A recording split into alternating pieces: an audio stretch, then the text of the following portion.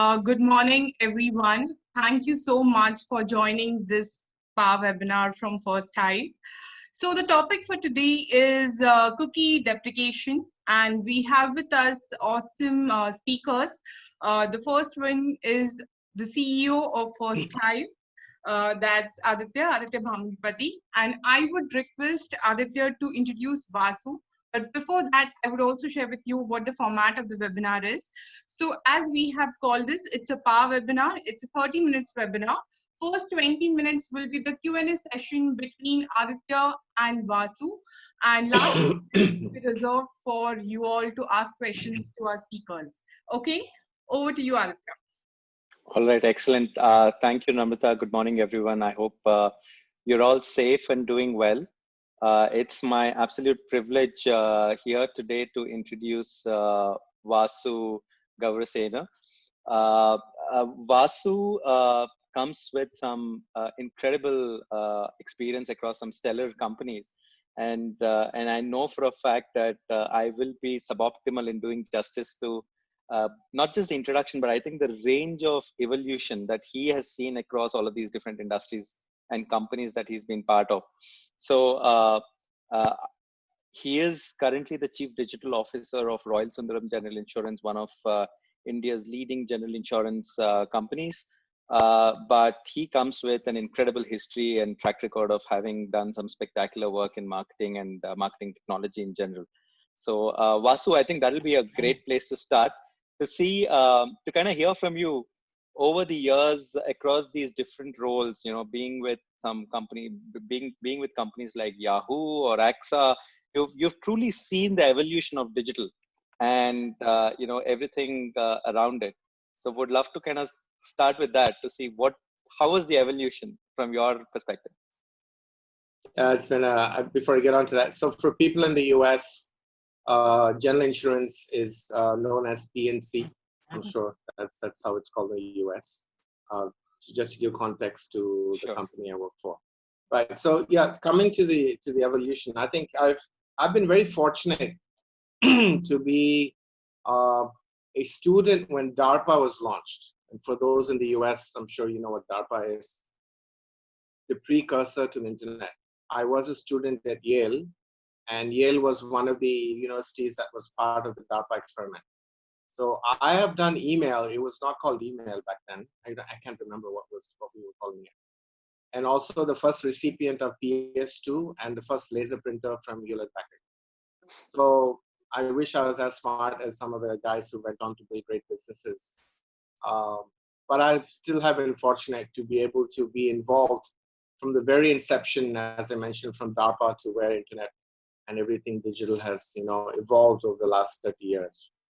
I think from a specific to the context that we are discussing today, which is marketing technology, I think it was very, the understanding was very limited only to web analytics. And web analytics, of course, goes back to the founding of the early companies, Omniture, which is now part of Adobe, Unica, which I don't know how many of you have heard that name. It was bought by IBM and then sold to another Indian company called HCL. If you've seen the movie 21, it's one of the characters in 21 actually is the founder of Unica. So that was the early memory of people who knew anything about MarTech was just about analytics. And I think from there sprung the thirst for more data. That's the point of origin. So people started asking, who are these unique users? Can I know a little bit more about these unique users? And then what can we do with these unique users? I think about early 2000s, there was infusion of direct marketing talent into what was then known as online marketing. The word digital was not yet widely used back then, and before online, the word was multimedia. So multimedia became online, online became digital. So that curiosity, what can we do with this data, led to the MarTech as we know it today, right? Personalization, digital is not the father of personalization. direct marketing. So when digital marketing professionals, direct marketing professionals started joining digital, they brought in this discipline of relevance, personalization, was actually brought in by the direct marketing folks. It's not an invention of the digital people. And they brought in this personalization, relevance, context was actually brought in by those chaps. And then began the grand melding experiment of how do we do personalization at scale? How can we take the data that's coming in from the web analytics? How can we put it together to be able to tell great stories that can help build business? I think that's the quest that's led to where we are today. If I have to just jump straight forward to today, I think the last big shift that I've seen in automation, and I don't like to call it marketing automation because end of the day it's SMS and email automation. It's not really marketing automation. That's a term I have not been able to accept. So, but if you look at the history of email and SMS automation, it was usually tied to CRM. And the big shift that we've seen in that is now email and SMS automation. And of course, it's moved on to adding social to it and a couple of other things to it, remarketing to it, essentially is now tied to a CDP. And the difference between tying personalization from a CRM to a CDP is CDP has a far greater capability of creating rich personas and segments, which CRMs inherently could have done, but they are not conceived as that because CRM became a kitchen sink word. Everything is CRM. Nobody really knew what CRM actually was. And that confusion led to sales CRM, marketing CRM, contact CRM, and the many different CRMs. So there's no standard definition of what a CRM is. The relationship management in itself, CRM was not able to deliver to its promise. And I think, therefore, we've seen a shift to CDP. And I think that's where we are today, to see the shift from simple web analytics to interventions in between, jumping straight to where we are today, where CDPs are now becoming even more important, given our topic of as the cookies are reset or being about to disappear. I think the role of a CDP becomes even more important. Also because data structures are very nascent. How many companies have data lakes? How many companies have deep data databases structured to be able to mine it? So I think for a marketer, I think CDP, is a good step in between to be able to get to it very quickly without having to go through a whole data architecture. How do I, and that's a whole company, right? And then becomes, who should lead it? Is it the IT? Is it the digital guy? Is it the CMO? Is it the CDO? Is it the CIO, right? So CDP, I think, is very handy in that sense for a marketer or someone who's digital with a marketing role to be able to get moving very quickly on personalization at scale. Oh, great. I think those are really, really interesting starting thoughts. But, before we dive in, I'd love to kind of linger for one more minute on, your experience with a company like Yahoo, because I think in the context of a specific topic today, I think it's a really interesting perspective that you would have to look at how the evolution of the whole cookie-based marketing looked like from the early days of advertising and publisher-led advertising and ad networks. And you would have really got a ringside view of all of that evolution in Yahoo. So, it'll be great to hear 30-second tidbits about, how that evolution was in the early days. So Yahoo, one of the many things that are probably not known well about Yahoo is Hadoop, as most of you would have heard of, which is actually came out of the Yahoo labs. Okay. A lot of that. So the quest for data, how do you bring that data to personalization to be able to do, in the early days, of course, Yahoo Mail was significantly more powerful than it is today. And therefore being able to give contextual and personalized display, which is what Yahoo was famous for. How do you enable that? I think was where, while cookies were not invented by anyone in Yahoo, but I think Yahoo was one of the companies to make the most of it in the early days, till very recently, like the last couple of years, as an independent company. Of course, they're now part of another company. And I think Yahoo used very smartly the cookies. In the last decade, they took cookie to a point where they could deliver a personalized homepage to you. Because everyone who had a Yahoo mail had a third-party cookie, which many of us were not aware of. So before Gmail became very powerful, Yahoo was the dominant mail. So whether you were going to yahoo.com for news or finance, which it is still famous for, especially in the United States, Yahoo had a tremendous insight into the users through third parties served through their email app.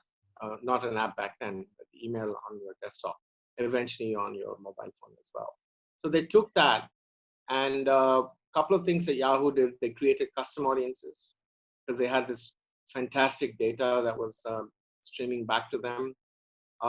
They were able to deliver real-time dynamic ads, as become popular today. Yahoo was one of the early ones to crack dynamic creation of ads. So you need to have all your creative assets in a DAM, which is a digital asset manager. And based on the signals that Yahoo would receive, third party and of course first party as well, because Yahoo had both, were able to quickly render in real time a dynamic ad which was personalized, context, and location specific. So it would render something in India, an ad which could have a Hindi headline, could render something in Brazil in the local language, all real time, and all on the back of the power of cookies. Interesting. So that with that, I'm sure that just that discussion, the evolution of the whole cookie-based marketing itself, I think makes for a fascinating fireside chat, and we should probably plan for that sometime. But I think with that, would love to dive into the topic that we have for today. So and that's actually a very, very good kind of lead into the whole point that I wanted to just start with, to set the context that over the last broadly speaking, the last 3-4 years, but more specifically in the last 12-15 months, we've seen large number of specific targeted nudges, both for the enterprise as well as publishers and advertisers, coming in from various stakeholders. I mean, whether it's regulators who nudging the bar or the envelope on this, or players like Apple and Google, who've also made multiple announcements, and Google being one of the recent ones, and then of course Apple in the more recent announcements just last month. Each one of them is essentially pushing the bar towards restricting, limiting third-party cookies, and how advertisers will get access to limited data, and so on and so forth. And in that context, I mean, Google obviously is the dominant player. So one of the things that a large part of the market was surprised by was when Google also announced that essentially they're going to be deprecating, or they're going to be essentially taking the position of deprecating third-party cookies. So with that context, I want to get to my first question, Vaasu, which is really to say that, look, how do you see this impacting the marketers world in terms of, today significant percentages of advertising do depend on cookie-based retargeting. So how do you see this impacting that? I think to start with, I think not many marketers are aware of the contribution of the role of third-party cookies. I think they're just looking at the outcome of having those cookies, which essentially is remarketing. So the question is, will remarketing stop? Right? That's really the question. People, I mean, we're not really interested in the cookies, right? We're really interested in what can we do with the cookies. So if the question is, what will happen to remarketing? I think remarketing will continue, but the source will move from third-party cookies to first-party cookies. It can even move to persona-based, which is, I think, where CDPs play a great role. And moving more to reading signatures, persona signatures, which are not necessarily only coming from. See, third party is only one source of data. And third party by itself cannot give you an image of a persona. So to create a persona, you need multiple sources of information. The data streams need to come from multiple sources. So I don't think there will be serious impact at all. There might be a little blip till people figure out how to continue to do remarketing. And once they figure that out, I think it'll be a quick, I would expect less than a year, while Google has given 2 years. I think 6 months is enough to figure out another way to do it. Got it. Which means that when you look at programmatic, if I understand your question right, and I'll nevertheless kind of place the question on the table, but what I hear you say is that, look, remarketing will continue, which means this question of will programmatic die probably is a redundant question, right? What's your view on that? I think there are two sides to programmatic, right? One is the remnant inventory programmatic, and then you have the premium part of programmatic. I mean, so if you look at the premium side of the programmatic, which is dependent on publishers using third-party cookies, that will have to go through a big adjustment. And I think the biggest loser are actually the publishers. Similarly, if they're peddling remnant inventory using third-party cookies, I think that as well will take a hit. But if you look at the function of programmatic, if programmatic can take its source from first party instead of third party, but the problem is not many publishers are big reservoirs of first party data anymore, right? The Yahoo that we know, which is a real, I mean, the word publisher essentially meant that you create content. And that was where the origin of the word publisher comes from. The early publishers were really not only curating, they were writing, creating, and curating content, hence the name publisher. But Google, in the real sense, while we call Google a publisher and Facebook a publisher and Apple a publisher, actually they're not really publishers. They're actually empty vessels where they hold stuff coming from other places. The reason I'm mentioning that was because they had content, people would go to those sources of content to engage with the content. And in the manner they would, of course, that would be a first party cookie. But the moment you took a Yahoo email or you had subscribed to some service, unknowingly you would be getting a lot of third party cookies as well, right? So with the publishers, declining as a key source of traffic, the companies who are left, who have that sources of traffic are the GAFA, right? Google, Apple, Facebook, and Amazon, who themselves have vast sources, reservoirs of first-party data. So the publishers are the ones who will get punished, and publishers are dependent on programmatic revenue, and I think they will get hugely damaged in this process. What will happen is they'll have to end up submitting all of that inventory to the networks, whether it's the GN, Google Display Network, or the Atlas of Facebook. Oath, I forgot the name of Oath. Oath is a combination of AOL and Yahoo. I forgot the name of theirs. So they'll have to in turn submit and become subservient to GAFA. And I don't think they can stand by themselves as they used to, and therefore unable to command the revenue streams they had when they had third-party cookies going from. How do you, one quick question here is, how do you see this from the perspective of the new class of publishers, so to say, that we are seeing in the form of OTT players? OTT players, okay, so because most of OTTs are app-driven, right? So the problem within apps, while apps have first-party, third-party cookies coming into them, the ability to stitch between the two apps has yet to be invented. So for example, the same guy who's watching content on Hotstar in India, or if you take Disney Plus, which is the service in the United States, or Hulu, right, which is another service in the US across multiple content sources, you won't be able to know that it's the same individual because there's no cookie exchange. I'm talking first party cookie, not third. Right.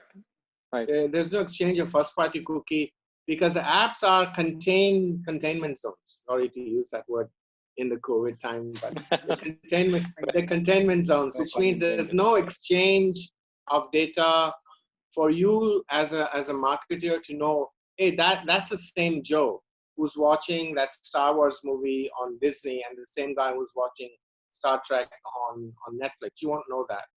And therefore, I think you would need a CDP to bring that data back to you. And based on a period of behavior, you'd be able to say, hey, I think that's the same Joe that's watching the 2 science fiction movies. So let's create a persona called a sci-fi fan, as an example, right? But that's a problem with OTT, right? Unless there are a framework in the future where they all agree to share first-party data, which will never happen. Got it. I think we are knocking on our time. So what I'll request is, Namita, let's skip the next question and let's go to the question after, if it's okay. Because I think Vaasu has anyway covered this in terms of what it means for the players. But Vaasu, I think as essentially a financial services marketer, how do you see change management really coming in? I mean, what are the things that you will end up having to deal with when it comes to adjusting to this change? And if there is a marketer in the audience today, what are some of the things that you'll probably want them to kind of think about as they look to manage this transition? Yeah. So I hope all of you had a shock treatment from Facebook's IPO. And I'll tell you why I'm saying that. The Facebook IPO woke up Facebook to the need to be mobile first. And with Facebook waking up, Mark Zuckerberg waking up, a lot of marketers also woke up to the reality of mobile first. So all those marketers have moved to mobile first, not today. A couple of years ago, I have nothing to worry. Because the moment you decided to go mobile first, the cookie business doesn't work. I mean, it works, but not the same way it worked in the desktop world, which essentially meant the moment you took a mobile first strategy, you had to find other ways to work around to get to you or your segmentation, your personas, and your data.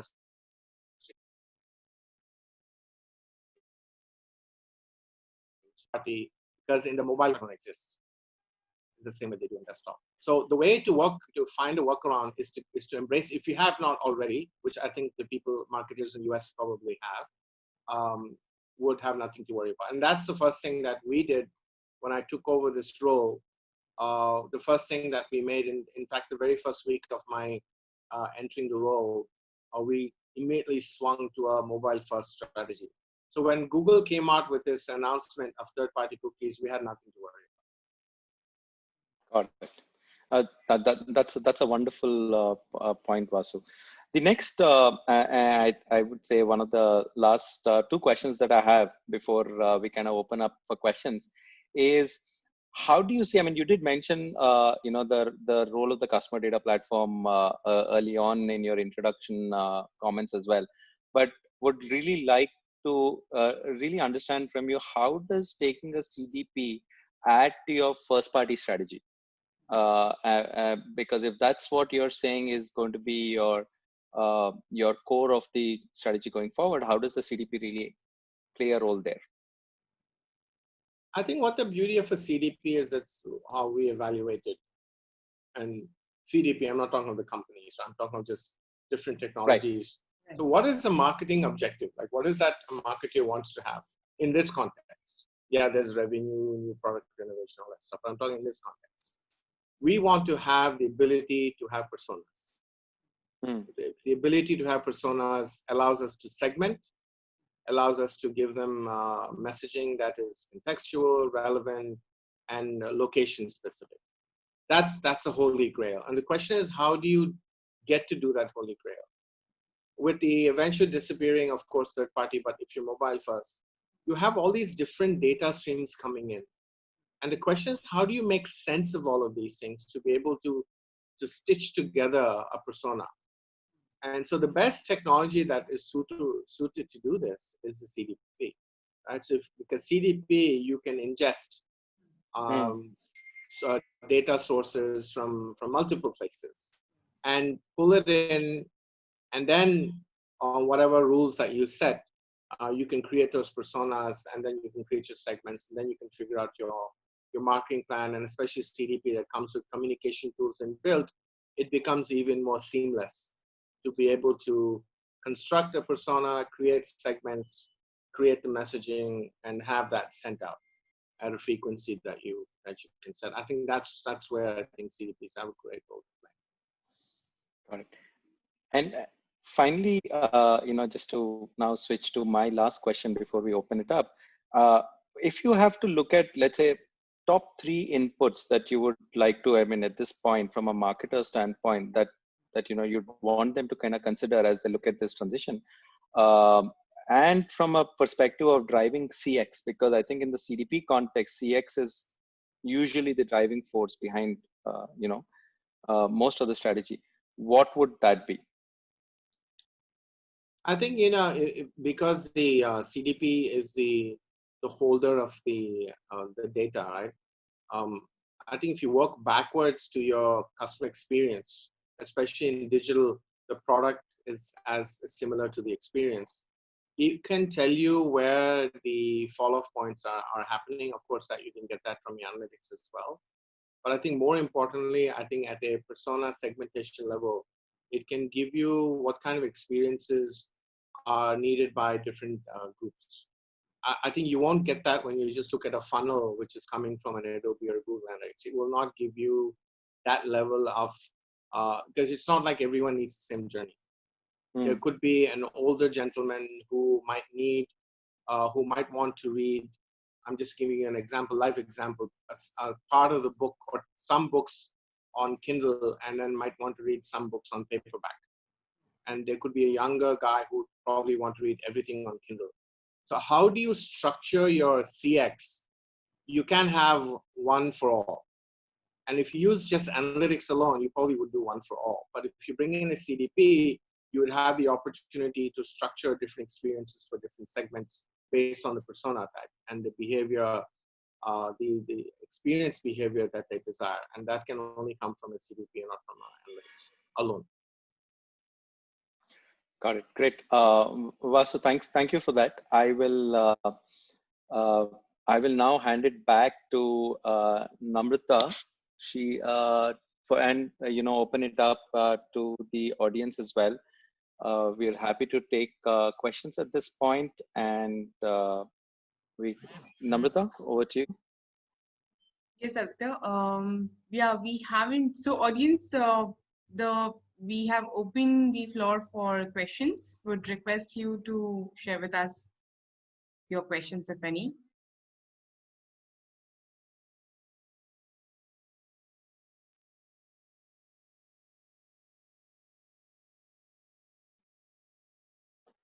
While we have those questions coming through, Vaasu, one other question from my side is, how do you see this whole cookie deprecation having an impact on DMPs?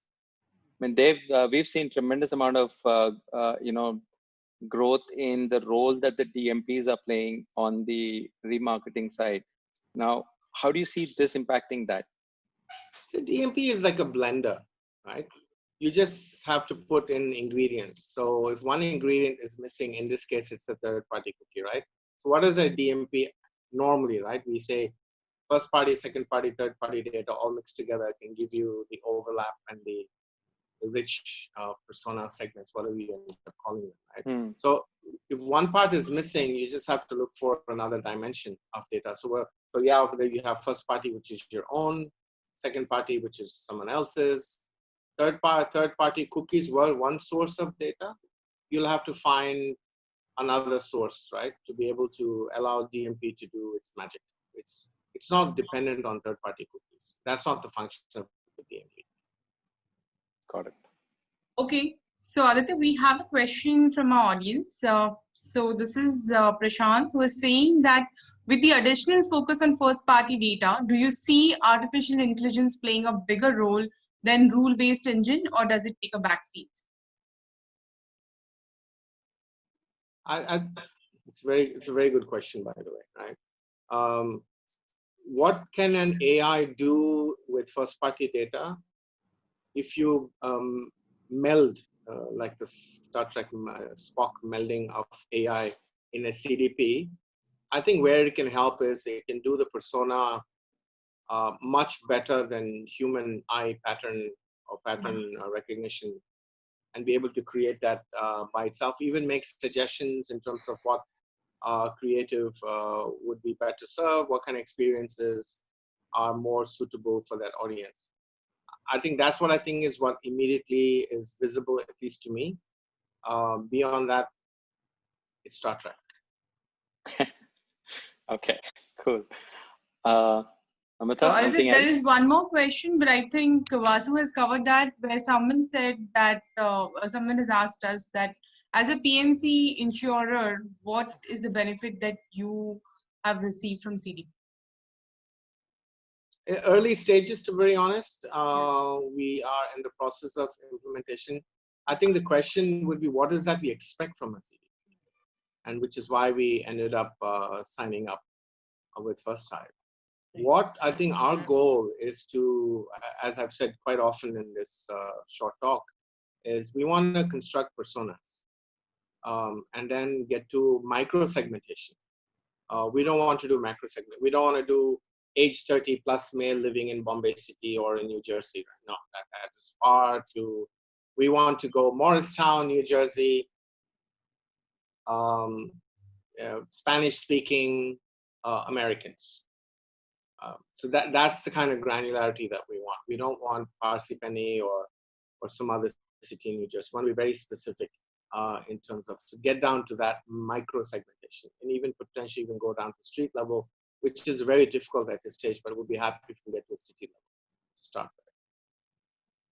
with. Okay. We have another question coming in. This is also an interesting question, which is how effective is CDP for B2B? Example, a carrier to agencies. B2C, what's the relevance of CDP in B2C? B2B. B2B. Yeah. B2B. So yeah. I think either of you can answer this, yeah. Yeah, you want to go for it, Aditya, and then I'll follow up, or you want me to? Sure. No, either ways, but I can probably add like a couple of sentences and then I'll hand it to you. So basically from a, from a B2B or a B2C standpoint, the fundamental role of CDP, the way we look at it, is for you to really look at understanding all of the different breadcrumbs that you have in the customer interaction landscape that the customer has with you. And some of these breadcrumbs are backed by customer identity information, which is contact vector information like email or mobile. Some of them tend to be anonymous, like somebody visiting your website, reading up some stuff, but does not really necessarily log in. Some of these breadcrumbs are on third-party networks, like somebody came and commented on some Facebook post or Twitter. So really across B2B or B2C, if the idea is to be able to get that cohesive and comprehensive view of what a customer of yours or a consumer is actually doing while engaging with the brand, and what is the kind of propensity or response or inclination that this customer demonstrates, and then is there a way for you to use all of that information to be able to deliver a relevant, consistent nudge back to the customer in terms of communication. I think that is really where the role of a CDP comes in. So at a conceptual level, a B2B or a B2C, the CDP broadly plays the same role, which is for you to be able to deliver a contextual communication back to a consumer so that you're more likely to get a response. Now, the B2B problem is a slightly different problem than the B2C problem. And there are nuances which are different. The B2C problem is obviously one of a much larger scale. I mean, a commercial and what we would call as a commercial segment, is let's say a $500 million company in the consumer marketing space would probably have a few tens of millions of consumers, if not hundreds of millions of consumers. Whereas a B2B company, which is let's say $500 million, may probably have 50,000 customers or maybe 10,000 customers. Really depends on the nature of the enterprise here. So the scale is one difference. The second is how, let's say, the whole known versus anonymous percentages. Usually in a large consumer marketing enterprise, you have significant amount of data which is not backed by customer identity. Whereas in a B2B enterprise, majority of the interactions tend to be known because you kind of know who your target audience is, you know which company you're interacting with, and so on and so forth. So usually they tend to be known, and therefore the slider is more is weight much more to the right in a B2B scenario than in a B2C scenario. And yeah, so that's those are some of the differences. Having said that, B2B does have some interesting nuances of additional entity structures that you will have, which is a user, the account, and so on and so forth, which a B2C may or may not have. B2C does have other aspects like the relationship scores, a household identity, and so on that you could build. The Vaasu, anything? Yeah, I think broadly, I think, yeah, if you're a Pratt & Whitney having 2 customers going in Airbus, you don't need a CDP. Correct. But if you are a large enterprise having SMEs, which can run into millions, if in a large country, then definitely CDP will play the same role that it does in a B2C. I think one key area where I think B2B companies can leverage the same persona insight that a B2C company would is the ability to customize sales literature, right? So you don't print mass sales literature, right? You pick up all the breadcrumbs, the signals. I just use the word persona, right? But the persona obviously is built from all the signals that you're ingesting. And then create custom sales materials. So when your salesperson walks into a sale, then it is much more targeted in terms of what's relevant to them, and work and your efficacy, your conversion rates, because it's so specific to that customer, will be significantly high. And there's a lot of delight when people see that what you brought to the meeting is like so customized that obviously they feel delight. Of course, that's not the only reason you'll get the deal, but it makes a great headway into cracking a new business case. Great. Namita, anything else that we have? No, I think, yeah. So we've anyway exceeded the time, I guess, as well. Yes. So we have overshot by 8 minutes. But so let me just take a quick minute. Vasu, thank you so much. It was a pleasure hosting you, and thank you for the opportunity and pleasure. And being for giving us a very sneak peek into your kind of history through those companies, as you saw, right from DARPA through Yahoo and beyond. Thank you for that. And I hope I'm sure the participants must have enjoyed the thoughts as well. All right, Namita. Thank you very much for having me. Thank you. Bye-bye. Yeah, so our audience, thank you so much for being here. Please do watch out for the notification from our end for our next Power webinar. And do follow us on Facebook, LinkedIn, Twitter, and YouTube. Our email ID is marketing@firsthive.com. If I know we have overshot our time, but if you want, you can also write into this ID and place your questions here. Okay, thank you. Thank you, Namita.